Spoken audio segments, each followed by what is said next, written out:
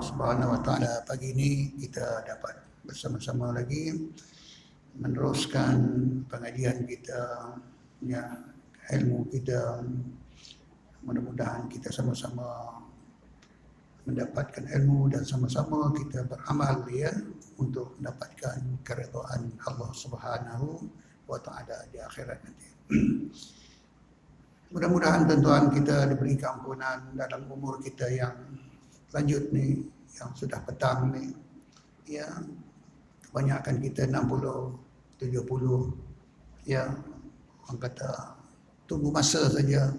Sahabat bertanya kepada Rasulullah, mana umur kita ni, di mana Rasulullah menyatakan umur kita ni umur umat Nabi Muhammad SAW.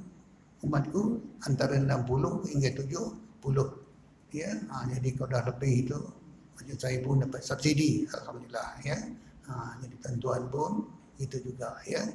Jadi syukur kita kepada Allah SWT, apa yang ada, umur kita panjang, badan sehat, ya, dapat datang ke surau, dapat datang ke masjid, ya, dapat bertemu dengan kawan-kawan, dapat bergerak, buat apa yang patut orang kata mengikut peringkat umur kita, alhamdulillah, ya.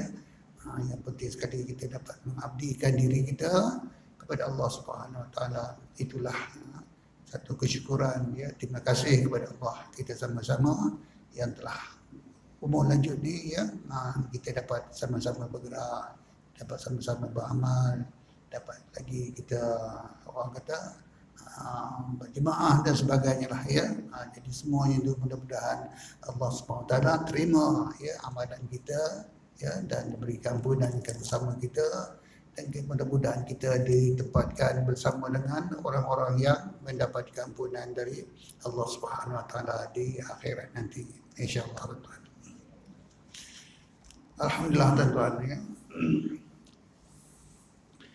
Pagi ini kita tengok dalam satu tajuk, ya, dalam Al-Mutasawwif, dusta.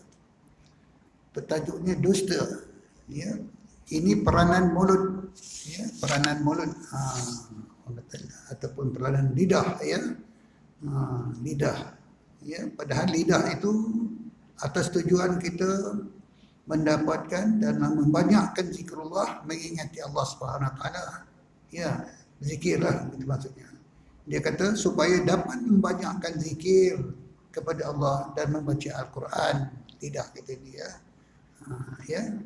Kemudian seterusnya, supaya dapat kita juga memberi petunjuk kepada manusia ke jalan Allah Subhanahu Wa Taala, ya, lidah, ya.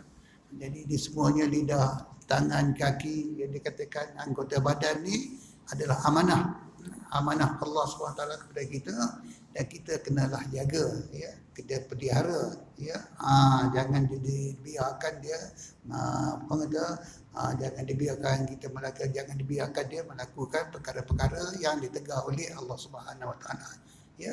Artinya kata Imam Ghazali, kalau kita melakukan kerja-kerja yang dilarang oleh Allah Subhanahu Wa Taala, sedangkan anggota kita itu adalah amanah, kita jaga untuk memuja dan memuji Allah. Kalau kita lakukan kepada perkara yang dilarang, artinya kita melakukan maksiat, pecah amanah, pecah amanah.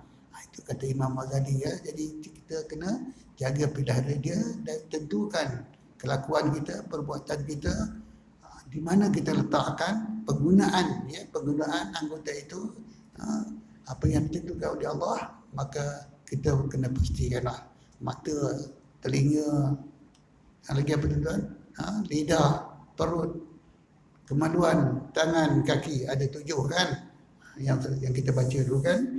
Jadi kita sama-sama jaga dia, ya. Apabila kita pecah amanah, kita tidak amanah, artinya kita melakukan maksiat.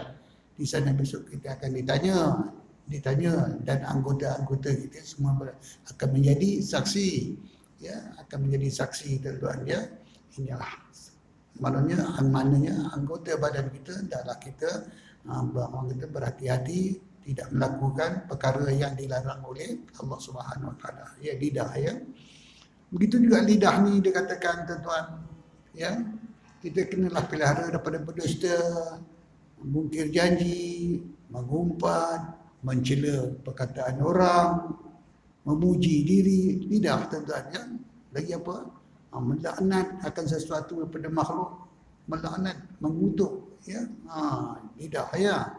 Kemudian dipelihara juga daripada mendoakan seorang dengan doa kejahatan, juga dipelihara daripada bergurau yang tidak sepatutnya lah. Lidah, ya. Ini beberapa ciri perkara yang kita kena pelihara lidah ni supaya tidak melakukan kerja-kerja ataupun perbuatan yang demikian, tuan-tuan, ya. Baik, lidah juga memainkan peranan dusta. Dusta lidah, ya, bercakap, ya. Apa yang dimaksudkan dengan supaya lidah dipelihara daripada berdusta? Dusta, bohong, menipu, tiga apa, tuan-tuan? Ya, kata orang Perak, berdakwah. Orang Perak kata berdakwah. Berdakwah tu daripada perkataan bid'ah. Ya, bid'ah, ya, benda yang diadakan sesuatu yang tidak benar, ya. Orang Perak dia pakai bid'ah. Kamu ni bid'ah je. Bid'ah. Bid'ah. Asal ada bid'ah, ya.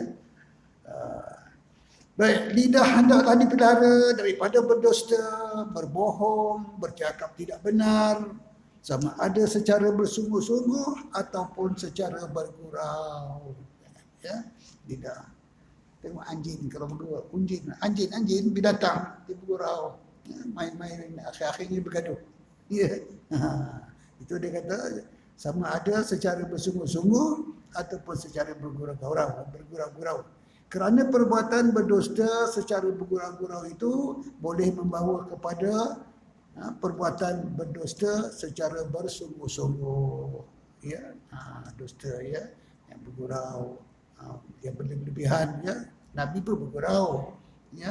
Nabi pun bergurau sebagaimana yang kita tahu, kan, dia dengan satu perempuan yang tua tu, kan, makcik ni tak masuk syurga ni, ya. Menangis dia, kan, menangis orang tua tu. Kemudian Rasulullah pun berdekati dia, tak ni, kata dia, di syurga besok tak ada orang tua-tua macam makcik ni.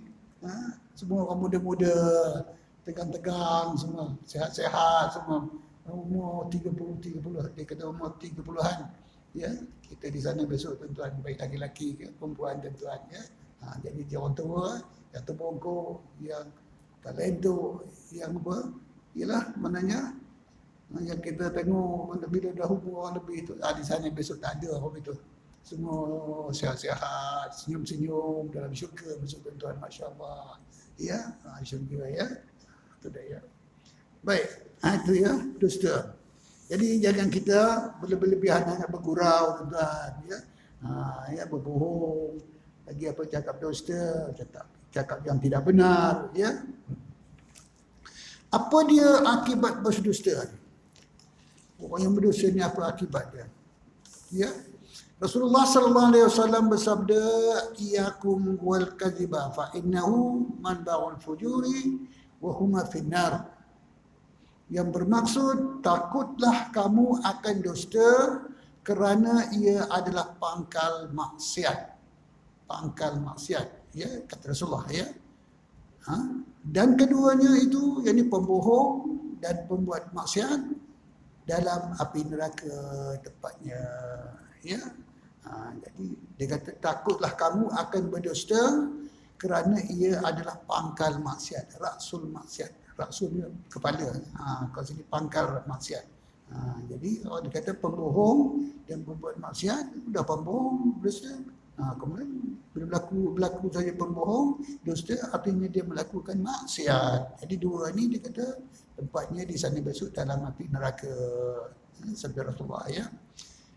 Kemudian hadis yang lain disebut juga sini, innal kadhiba babun min abwabin nifaq. Ya, innal kadhiba, kadhib, ya, bohong, babun min abwabin nifaq, bahwasanya dusta itu adalah pintu daripada beberapa pintu munafik. Ya, munafik, dusta. Apa munafik ni, kan? Cakap bohong, amanah dia khianati, janji tak ditepati, kan? Tiga, kan? Munafik lah. Jadi walaupun dia ahli semayang, walau ahli puasa, kata Rasulullah, ya, nanti kita tengok, ya, walaupun ahli puasa, ahli ibadah, tapi cakap bohong, cakap dusta, janji tak betul, amanah, pecah amanah, munafik lah. Yalah. Kita cakap menafik dia marah, tapi dia cakap bohong. Bayang, masya-Allah. Ya, baca Quran, masya-Allah. Ya, contoh katakan dia, bila ada salah satu daripada yang tiga tu, itu dah munafik lah, ya. Itu Rasulullah kata, ya. Adakah berdusta itu dilarang dalam sebuah keadaan? Ya, berdusta ni apakah semuanya? Semua dusta, semua tak boleh. Ataupun ada yang boleh, ya, ataupun ada yang boleh. Dia kata berdusta itu dilarang, tetapi ada kalanya ia menjadi wajib. Dan ada kalanya ia menjadi harus. Ya, wajib. Wajib berdusta. Tak boleh dosa, tak boleh. Ya, kau tak bohong, tak boleh. Ya. Bila dusta itu menjadi wajib? Dia kata, ya, dusta itu menjadi wajib. Ada beberapa perkara sini, ya. Di sini ada kata dikategorikan ada empat perkara, empat tempat. Ada empat tempat, ya. Yang pertama, berdusta kerana hendak melepaskan orang yang hendak dibunuh oleh orang lain secara zalim. Orang zalim nak membunuh seorang tu. Ya, jadi dia datang rumah kita, dia minta perlindungan lah, minta perlindungan. Orang datang dengan parang yang panjang berkilat. Masya-Allah. Ada tak? Aku nak bunuh apa? Macam-macam lah, orang zalim kan. Dia tak kisahlah. Jadi kerana dia nak membunuh, dia kata nak membunuh orang mana cara zalim tu, maka hendaklah kita berdusta. Tak tahu, sini tak ada. Tak nampak pun, katakan. Contohlah katakan, gerak. Tak nampak pun. Ada tak? Tak ada. Wajib kita berbohong. Wajib kita berbohong. Itu maknanya, walaupun dusta itu, maknanya dilarang, tapi ada tempatnya, wajib kita berbohong. Ya, kerana nak menyelamatkan nyawa manusia kan, daripada dizalimi oleh orang zalim. Ya, satu. Dan yang kedua, dia kata berdusta kerana hendak memelihara akan harta orang Islam daripada hendak dizalimi oleh orang. Ya. Tadi ya. Bukan. Tadi ya. Berdusta, yang kedua, berdusta kerana hendak menyelamatkan harta orang yang diamanahkan. Tadi ya. Yang diamanahkan kepadanya daripada orang zalim. Ya, yang pertama tadi kerana dia nak membunuh secara zalim kan. Jadi kita kena bohong. Yang kedua ni berdusta hendak menyelamatkan harta orang yang diamanahkan. Bukan sedang bendahari masjid tuan-tuan. Bendahari surau tuan-tuan pegang duit. Ini orang zalim tuan-tuan. Jom tuan-tuan. Semalam orang dapat duit ramai orang bayar tu. Banyak tabung keluar. Pergi rumah bendahari secara zalim kan. Pergi rumah bendahari, apa rumah bendahari? Bagi duit di masjid lah. Itu sebabnya duit masjid ni seboleh-bolehnya bila dah terkumpul jangan simpan lama. Simpan masuk bank. Tempat yang tertentu ya. Ini orang zalim kan. Jadi cerita orang zalim ni lah. Kita nak yang diamanahkan oleh oleh orang ramai, jemaah kita kepada bendahari contohnya tekan AJK, semaya ada duit kita, jadi data orang zalim nak menzalimi, maka hendaklah kita berdusta. Cakaplah bendahari, duit tak tahu, duit dah masuk bank dah. Duit dah masuk bank, umpama tekan ataupun duit kat Tuan Nazir, pengurusi ataupun pada siapa-siapa lah. Berbohong ya. Ini duit orang ramai ni yang diamanahkan kepada kita ni. Ya, ini satu daripadanya, hendaklah kita berbohong. Kebohong itu adalah wajib kerana menyelamatkan harta orang yang diamanahkan. Begitu juga contohlah katakan dia pergi umrah Iraq, tinggallah duit sikit kepada jirannya untuk anak-anaknya yang tinggal nak sekolah ke apa ke, umpama katakan tinggal 2,000 ke 3,000 ke, contohlah katakan ya. Ada tak pula orang zalim. Dia nak ambil dia nak merompak dan sebagainya kepada orang yang diamanahkan itu. Maka hendaklah kita berbohong. Kita tak tahu. Kalau ada pun pandai-pandai lah. Ya, ini wajib ya. Dan yang ketiga tadi tuan-tuan, berdusta kerana hendak memelihara akan harta orang Islam. Tadi harta orang yang diamanahkan. Ini harta orang Islam daripada hendak dizalimi oleh orang. Lebih kurang macam juga lah ya. Tadi menyelamatkan harta orang yang diamanahkan ya. Dan sini menyelamatkan ataupun memelihara akan harta orang Islam daripada hendak dizalimi oleh orang berkurangan. Ya. Jadi kita wajib berbohong, tuan-tuan, ya. Walaupun bohong itu dikatakan dosa, itu cakap tak benar itu maknanya adalah perbuatan yang membawa pada maksiat, ya. Tapi tempat-tempat ini boleh, wajib kita berbohong kerana nak menyelamatkan nyawa, nak menyelamatkan harta orang, nak menyelamatkan apa yang diamanah orang kepada kita. Dan yang keempat, tuan-tuan, berdusta kerana hendak memelihara akan isteri orang Islam daripada hendak dizalim isteri orang. Ya.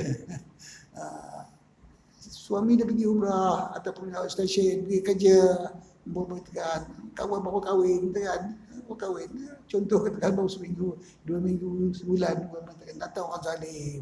Ya, nak buat orang kata nak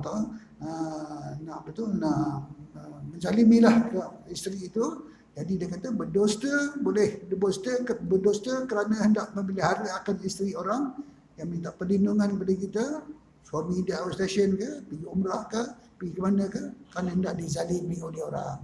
Ada tak Cik Minah ni? Cik Minah ada tak? Nampak tadi? Tadi nak menzalimi. Contohlah katakan dia. Jadi kita hendaklah berdusta kerana nak menyelamatkan isteri orang. Ya, satu daripadanya, tuan-tuan, ya. Itulah ada beberapa perkara yang kita wajib kita berdusta, tuan-tuan, walaupun dusta itu membawa kepada maksiat, tuan-tuan, ya. Satu tadi daripada hendaklah kita berdusta kerana nak melepaskan orang daripada dibunuh secara zalim. Satu. Dan yang kedua, hendaklah kita berdusta kerana hendak menyelamatkan harta orang yang diamanahkan. Wajib kita berdusta, boleh. Walaupun orang kata, alah Tuan Haji itu pembohong lah, Tuan Haji penipu. Walaupun dia gelap, tak apa. Ya, itu imam penipu tu. Dia kata tak ada pula. Ada tadi nampak isteri orang, ada dia banyak duit, umpama katakan. Ya, walaupun kita dia gelap, penipu, umpama kata tak apa, biarkan. Tapi kita dalam hal ini kita wajib kita berdusta, ya. Begitu juga berdusta kerana nak memelihara akan hati orang tadi, kemudian berdusta kerana nak memelihara akan isteri orang Islam daripada dizalimi. Ya, ini tempat-tempat yang dikatakan yang boleh kita wajib berdusta kerana kita memelihara dan memegang amanah yang diamanahkan kepada kita. Ya, dusta, ya. Apakah syarat-syarat maka dusta menjadi wajib dalam keadaan tersebut? Dah ada syarat juga, tuan-tuan. Ya, walaupun wajib tapi ada syarat.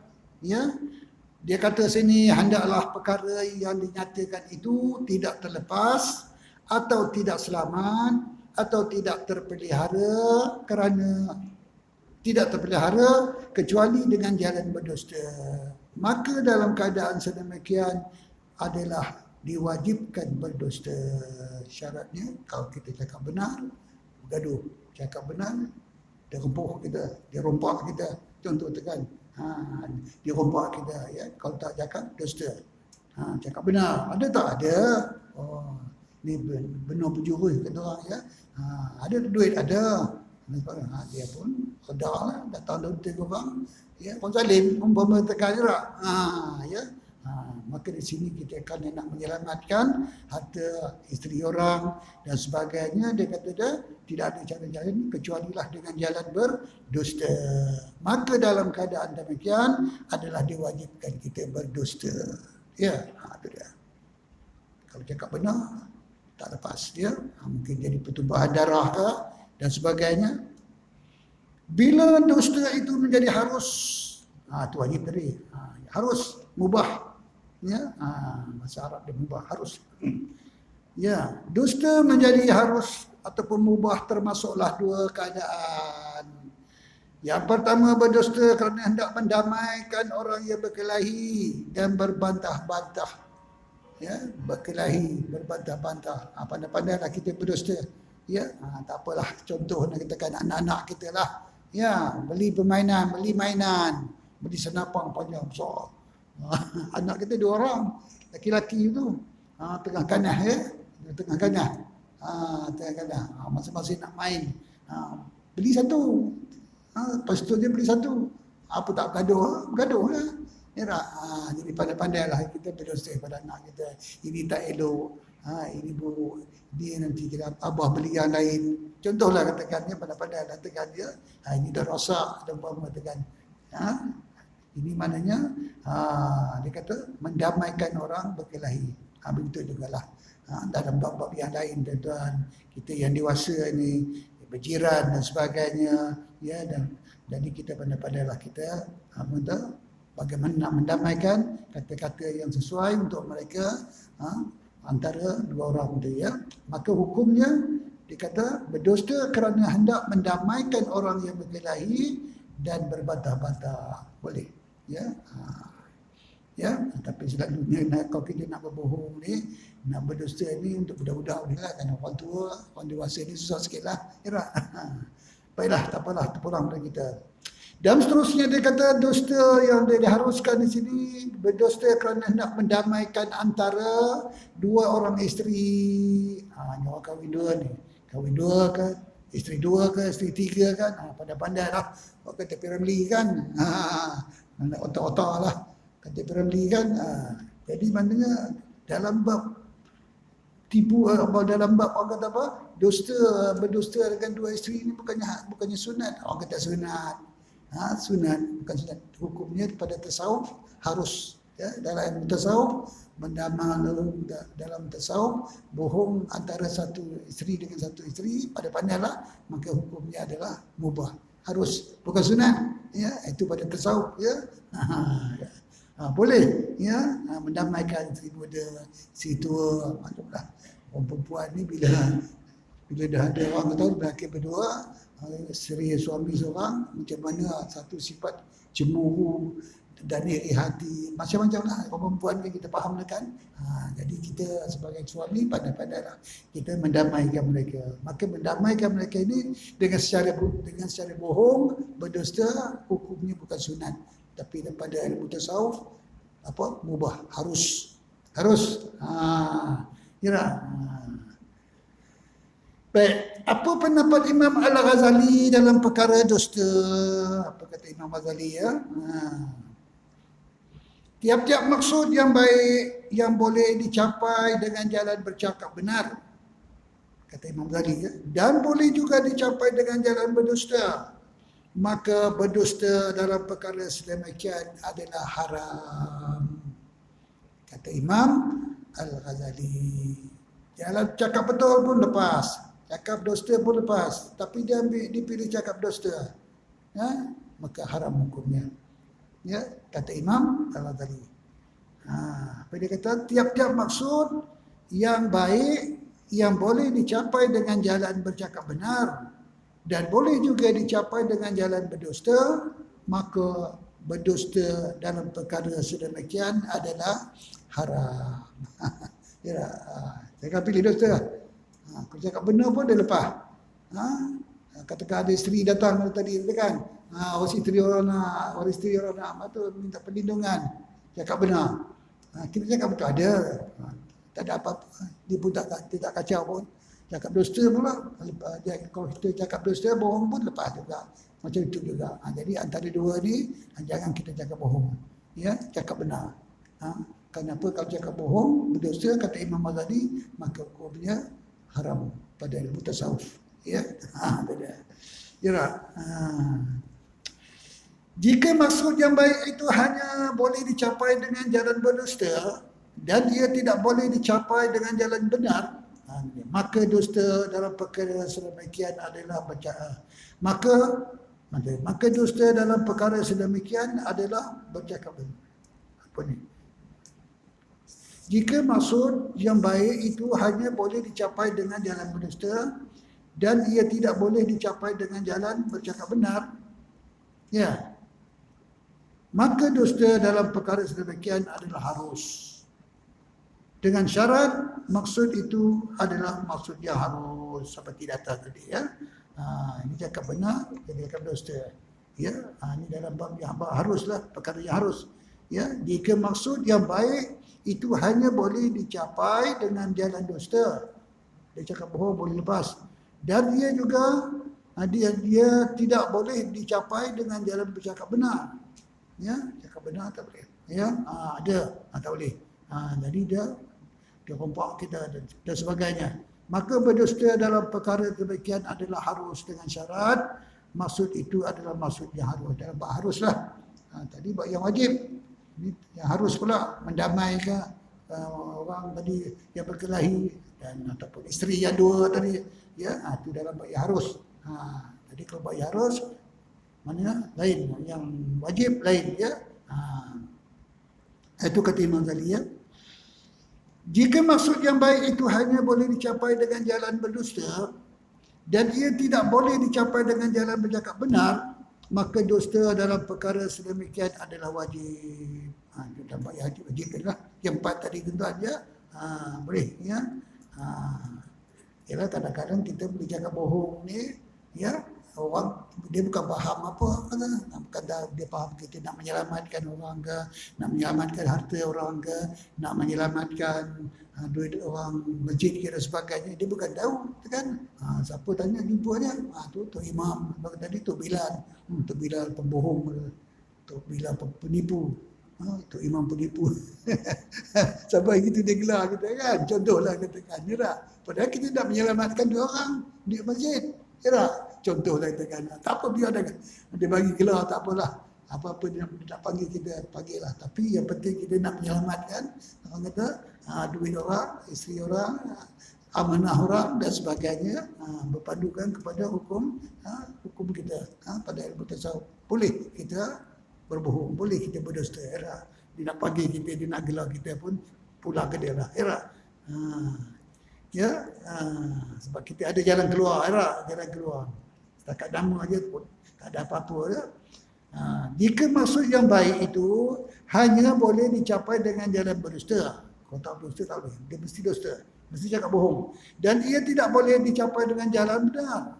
Kalau jalan benar, orang kata bergaduh nanti. Maka dusta dalam sedemikian adalah wajib. Yang 4 jalan. Ada dengan syarat pula, dia kata. Dengan syarat maksud itu adalah maksud wajib. Yang 4 tadi. Kembali kepada yang 4 tadilah. Kembali kepada yang 4 tadi. Boleh kita orang kata apa, cakap bohong. Ya, dalam bab dusta ya. Baik, lagi apa kata Imam Ghazali? Jika bercakap benar boleh menumpahkan darah. Menumpahkan darah. Ya. Yalah.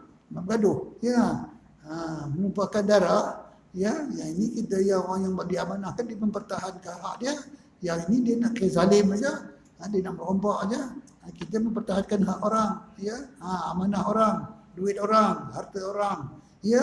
Jika bercakap benar boleh menumpahkan darah orang Islam yang telah tersembunyi, yang telah bersembunyi daripada orang zalim, maka dusta dalam perkara sedemikian adalah wajib. Itu dia. Jika bercakap benar boleh menumpahkan darah orang Islam yang telah bersembunyi, yang tadilah yang perempuan isteri orang tadi daripada orang zalim, maka berdusta dalam perkara sedemikian adalah wajib. Menyelamatkan isteri orang daripada dizalimi. Ya, suami dia keluar dan ada urusan dan sebagainya kan, contoh tekan ya, jiran dan sebagainya, ya, maka wajib kita berdusta. Manakala tidak dapat disempurnakan maksud berperang sabil atau peperang burah, ya, atau mendamaikan orang yang berkelahi atau melembutkan hati orang yang ditipu mudarat, melainkan dengan jalan berdusta, maka dusta dalam perkara sedemikian adalah harus. Ini dalam bab haruslah, ya. Dalam bab harus, kembali kepada dalam bab yang harus mendamaikan apabila orang bergaduh, berkelahi dan isteri dua tadi tuan dia. Itu dalam bab harus. Apa kata Imam Ghazali? Walau bagaimanapun hendaklah dipelihara diri daripada berdusta dan mengelakkan diri daripada melakukannya seberapa yang dapat. Apapun dibagi tahu, kalau boleh pandai-pandailah, kalau boleh jangan kita berdusta, ya. Jadi apapun ada tempatnya kita boleh berdusta, bohong, dan ada tempatnya kita boleh juga berbohong, maknanya atas yang wajib dan atas yang harus, tuan-tuan, ya. Itu dalam bab dusta. Baik.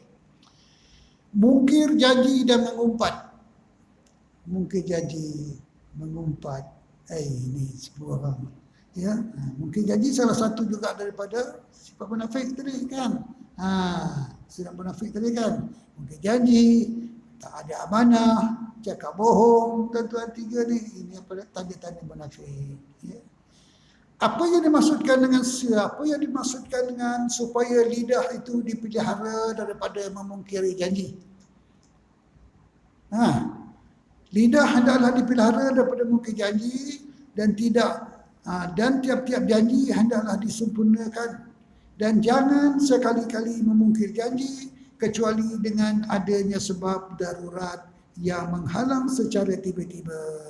Dan elakkanlah daripada membuat sebarang janji jika dipikirkan janji itu tidak dapat ditunaikan.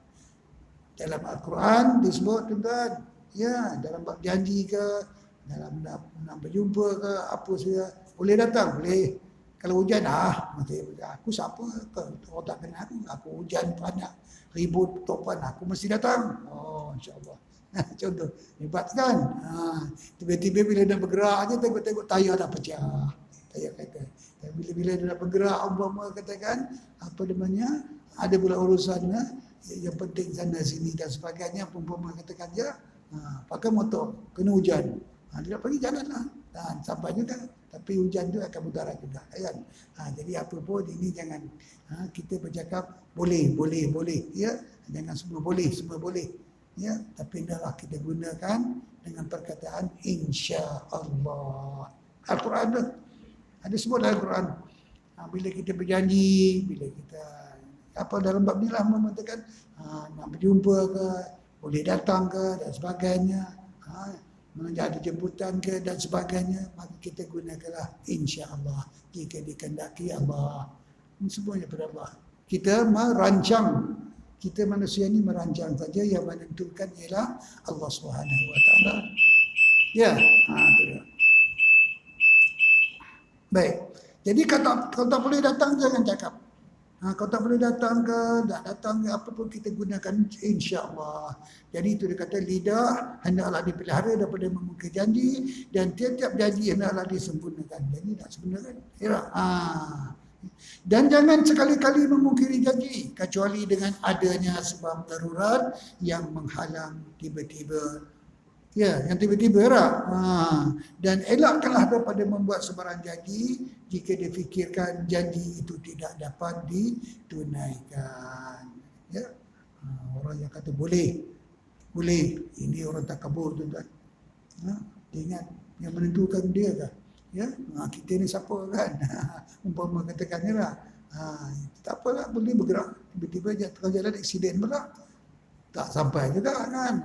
Umpama katakan dia, ini semuanya jangan kita, maknanya jangan kita tinggalkan orang kata apa yang ditentukan oleh Allah. Jadi kita hendaklah rujuk kembali kepada penentuan Allah Subhanahu Wa Taala dan kita ini adalah hanya merancang saja. Ya. Baik. Apa dia akibat memungkir janji ni tuan? Orang yang memungkir janji ni apa akibatnya?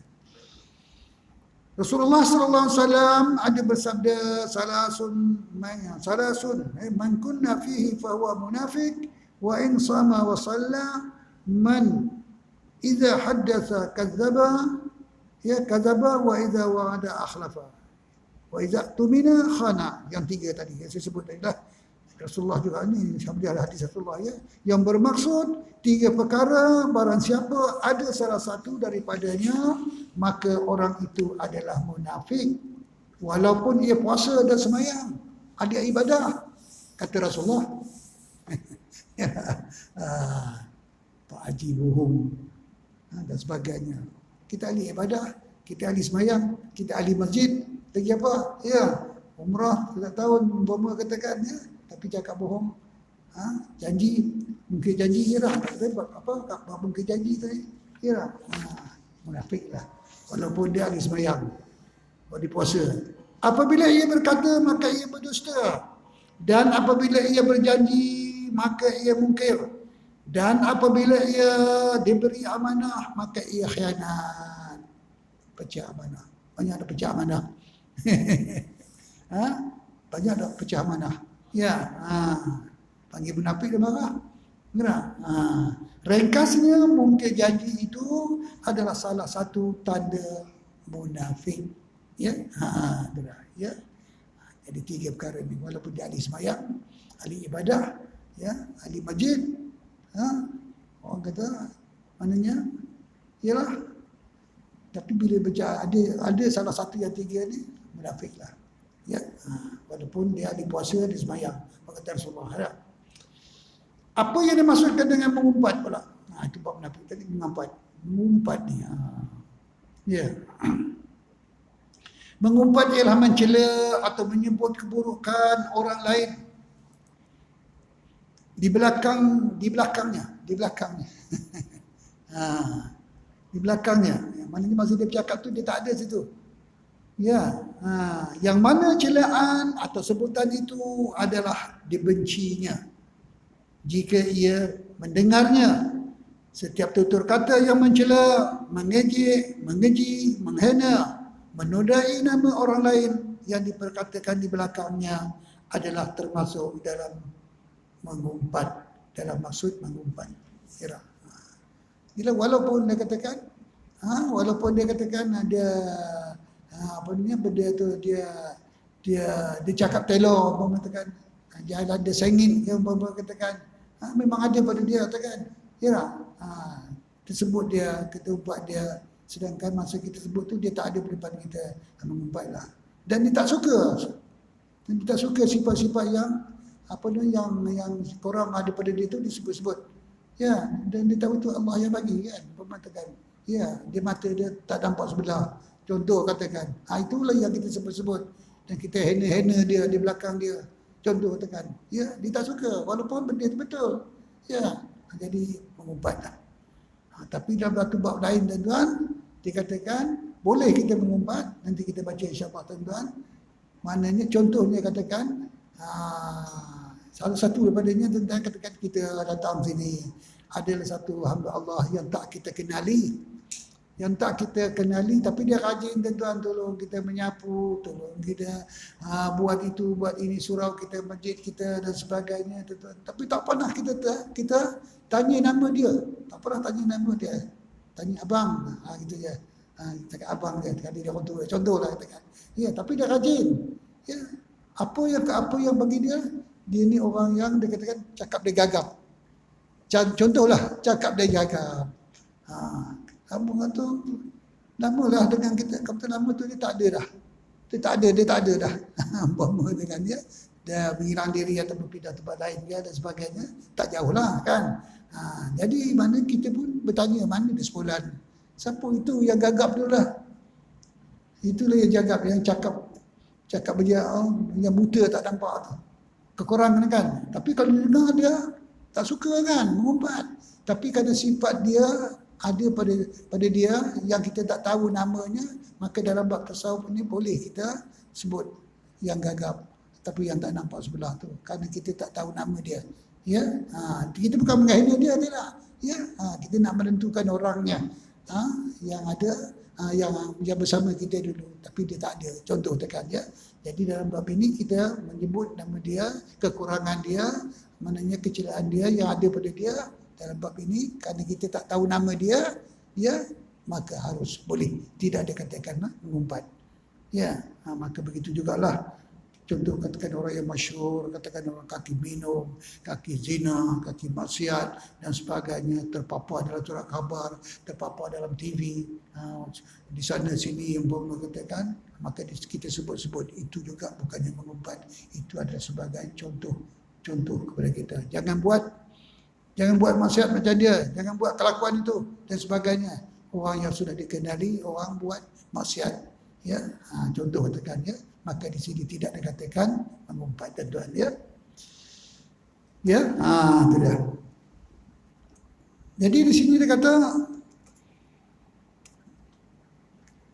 apakah misal menyebutkan keburukan orang, banyak dia bagi contoh ni. Contohnya pada badannya katakan, umpamanya dia cakap berlendir dan telor, dan perbuatannya umpamanya selalu bersikap kasar, agamanya selalu meninggalkan semayang, ya, dan pada kainnya baju dia buruk, bertampal-tampal, kita sebut-sebutlah. Sedangkan orangnya di belakang kita, tak ada dengan kita. Kemudian itu juga ada orangnya tamak harta, rumahnya bocor, keluarganya tak elok, lagi apa, ya, dia boleh kebau dan sebagainya, padan pun kebau dia mandul, tak beranak, contoh tekan padan. Ya, begitu juga bangsa penipu dan sebagainya lah. Ya, kata-kata yang kata yang menampakkan keburukan dia tu di belakang dia, maka ini semuanya mengumpat, ya. Adakah termasuk dalam mengumpat jika perkataan itu benar? Itu dia, ya. Jika perkataan itu benar sekalipun, maka ia adalah termasuk dalam mengumpat juga apabila memenuhi syarat. Mencela, menyebut keburukan orang, ia dilakukan di belakang orang itu. Celaan atau sebutan itu adalah dibenci oleh orang itu walaupun benar. Di mata dia tak dapat sebenar. Umpama katakan, ya, contoh katakan, ya, kebau dia mandul, tak beranak, tak semayang, contohlah katakan, ya, walaupun benar, jadi dia tak suka, ya. Jadi dia kata sini, tuan-tuan, apa pula halnya jika orang di perkataan itu adalah tidak benar, ya, maka mengumpat adalah suatu perkara tersebut lebih dahsyat kalau tak benar. Kalau tak benar kan, kerana selain daripada mengumpat, maka ia adalah merupakan dusta, ya, merupakan dusta, ya. Baik, akibat dia orang mengumpat ni, ya, Allah Subhanahu wa taala berfirman dalam surah Al-Hujurat ayat 12 yang berbunyi, wala yaktab ba'dukum ba'dha ayuhibbu ahadukum an ya'kula lahma akhihi maitan fakarihtumuh. Dan janganlah sebahagian daripada kamu mengumpat perihal sebahagian yang lain. Adakah suka seorang daripada kamu memakan daging saudaranya yang telah mati, bangkai manusia, maka tentu kamu benci makannya. Tegasnya Allah Subhanahu wa taala menyamakan perbuatan mengumpat itu dengan memakan bangkai manusia. Allah menyamakan perbuatan mengumpat itu dengan memakan bangkai manusia. Makan manusia. Ya. Ya. Kalau bangkai ikan tak apalah kan. Ikan ada bangkai kan. Ya. Dan seterusnya Rasulullah sallallahu alaihi wasallam bersabda, iyyakum wal ghaibah, ya. Fa innahu ashaddu min az-zina. Fa inna ar-rajula idza zana wa taba fa yatubu Allah alaihi. Wa in sahibal ghaibah la yaghfirullahu lahu hatta yaghfir lahu sahibahu. Yang bermaksud, takutlah kamu akan mengumpat akan, ya, kerana mengumpat itu lebih dahsyat dosanya daripada zina. Kerana orang yang berzina kadang-kadang melakukan zina, bertaubat dan menerima taubatnya. Allah terima taubat dia, ya, dan mengampunkan dosanya. Dan orang yang mengumpat itu tidak diampuni oleh Allah akan dosanya, sehinggalah orang kena umpat itu memberi keampunan kepada orang yang mengumpat. Tidak, tak lepas. Ya, itu sebabnya kita minta, itu sebabnya salah satu daripada syarat taubat nasuha, ya, syarat nasuha di 3. Tinggalkan, menyesal dan tidak mengulangi lagi.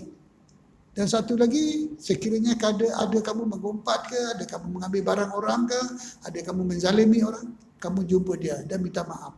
Kalau dia mampunkan, dia maafkan, maka lepas. Tak maaf, tak lepas. Ya. Itu taubat nasuha. Ya, meninggalkan dan menyesal dan bercita-cita tidak akan berlaku lagi. Dan yang keempat adalah dengan manusia.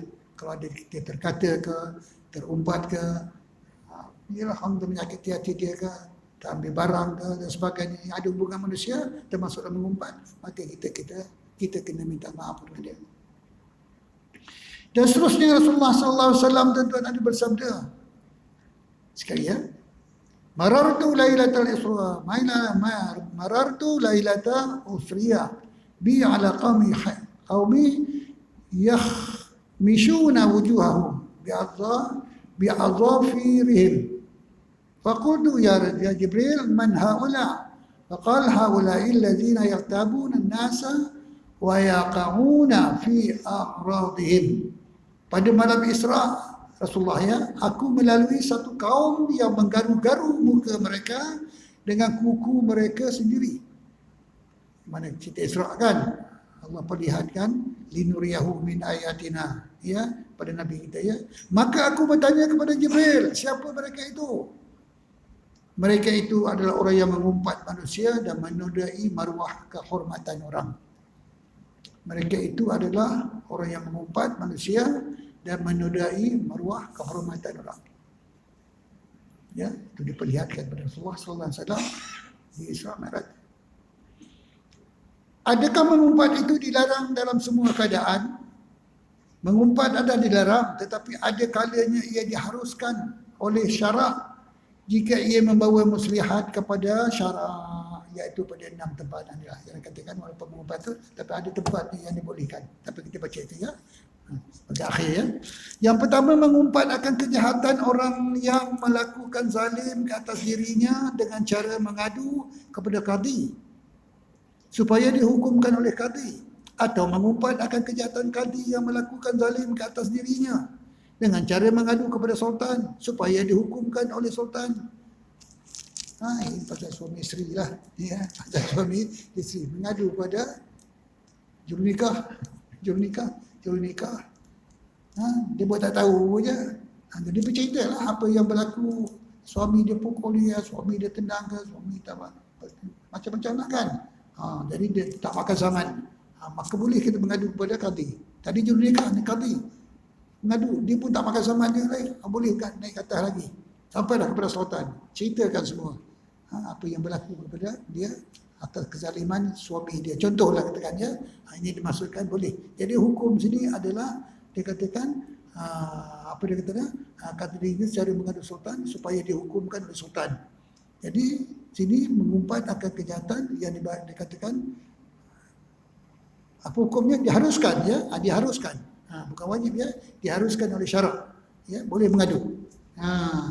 Pergi satu peringkat dia tak terima, pergi satu peringkat tak terima sampai ke sultan. Cerita semua. Ya, maka cerita itu dia keburukan suami kita itu, maka tidak dikatakan mengumpat. Ya, contoh tekan ya. Baik, satu. Yang kedua, dia kata mengumpat orang berbuat kejahatan dengan tujuan menegur supaya orang yang berbuat kejahatan itu meninggalkan perbuatan maksiat itu. Mengumpat orang berbuat kejahatan, orang jahat, dengan tujuan menegur. Kamu jangan berkawan dengan dia. Tengok sekolah tu pencuri. Tengok apa sudahnya masuk jail. Apa sudahnya kena tangkap, dipukul orang, membenarkan. Cari makan lagi dadah, makan hisap lagi dadah. Pergi lagi tempat-tempat yang tak elok, umpama tekan. Jangan ikut dia. Jadi kita cerita apa? Itu orang sebelah lah. Jiran, contoh tekan orang yang tertentu. Jadi dalam hal ini kita itu atas menegur ya, supaya orang buat kejahatan itu meninggalkan perbuatan mengumpat, perbuatan maksiat itu. Ya boleh ya, harus hukumnya. Kemudian harus juga kita mengumpat dengan sebab meminta petua kepada mufti. Seperti katanya si Fulan telah berlaku zalim ke atasku. Apa hukumnya? Dan bagaimana caranya menyelamatkan diri daripada kezaliman itu? Itu cerita macam cerita yang pertama tadi lah. Ya, bukan macam pertama tadi lah.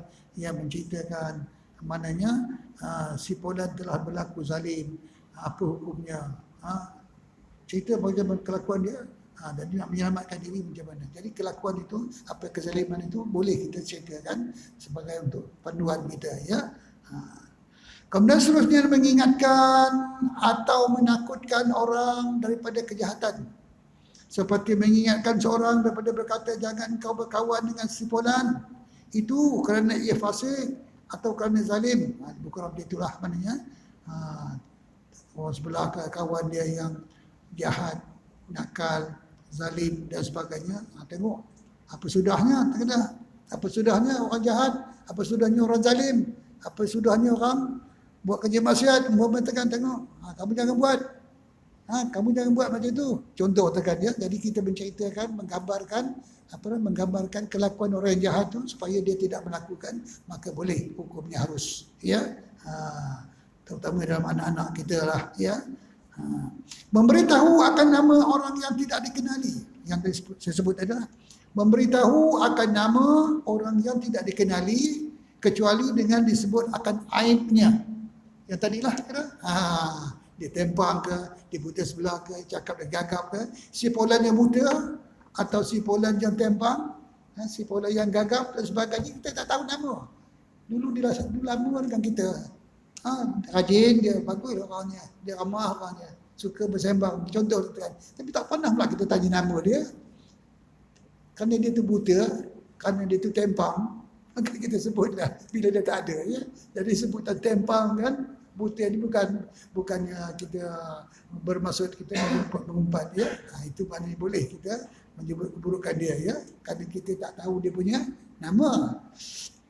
Baik, akhir sekali tuan, menyebut akan kejahatan orang yang masyhur dengan perkara-perkara maksiat seperti dia fasik, dia ahli zina, peminum arak, mencuri dan sebagainya. Sudah terpapar dalam TV, dalam radio, surah khabar memberitakan. Semua orang tahu dah tadi memang kaki maksiat, kaki pencuri, kaki penyamun, perompak dan sebagainya. Banyak kan? Semua orang tahu kan? Boleh kita sebut. Kita bukan mengumpat. Sekarang lebih banyak kan? Contoh lah katakannya. Jadi maknanya orang ini kita sebut, maknanya dia kaki minum arak ke, dia pencuri ke, dia lagi apa, dia fasik ke, cakap tak betul dan sebagainya, kaki zina ke. Jadi dah terkenal. Itu dia katakan menyebut akan kejahatan orang yang masyhur dengan perkara maksiatnya, fasiknya, zalimnya, berzinanya, minum arak, mencuri dan sebagainya. Boleh. Ya, boleh. Tidak dikatakan mengumpat, ya. Itu tidak dikatakan mengumpat. Itulah beberapa perkara yang boleh kita sebut. Walaupun mengumpat itu berdosa, tapi ada tempat-tempatnya boleh kita diharuskan kita menyebut kerana atas muslihat kebaikan, ya. InsyaAllah Tuhan kita sampaikan. Tuhan, mudah-mudahan apa yang saya sampaikan dapat kita bersama-sama berkongsi ilmu dan berkongsi amal. Mudah-mudahan kita diberi ampunan Allah Subhanahu Wa Taala, ya, dunia dan akhirat. Mudah-mudahan kita mengakhiri hayat kita dengan husnul khatimah, insyaallah. Bismillahirrahmanirrahim. Alhamdulillahirabbil wassalatu wassalamu ala asyrafil anbiya'i wal mursalin wa ala alihi wa sahbihi ajma'in. Rabbana atina fid dunya hasanah wa fil akhirati hasanah wa qina adzabannar. Wa sallallahu ala sayyidina Muhammadin wa ala alihi wa sahbihi wa sallam. Walhamdulillahirabbil alamin. Taqabbalallahu minkum minna ya karim.